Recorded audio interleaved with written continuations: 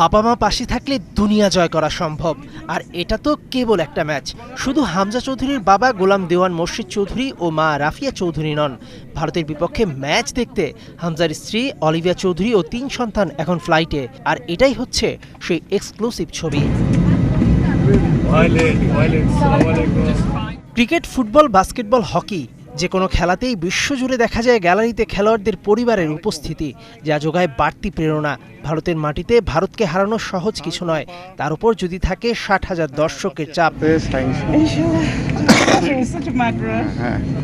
তবে বাংলাদেশিরাও কম যান না। ২৫ মার্চের আগে দলে দলে বাংলাদেশিরাও ঢুকছেন ভারতে। বাফুফ সভাপতি তাবিদ আওয়ালও মাঠে বসে ছেলেদের অনুপ্রেরণা যোগাবেন। বাফুফের এক ঝাঁক কর্তা ইতোমধ্যে ভারতে পৌঁছেছেন, আগামী ২ দিনেও পৌঁছাবেন। গলা ফাটিয়ে লাল সবুজকে সমর্থন যোগাবেন। প্রতিপক্ষের নামটা যখন ভারত, তখন কোনো ছাড় নয়। মেহেদী নাইম, একাত্তর।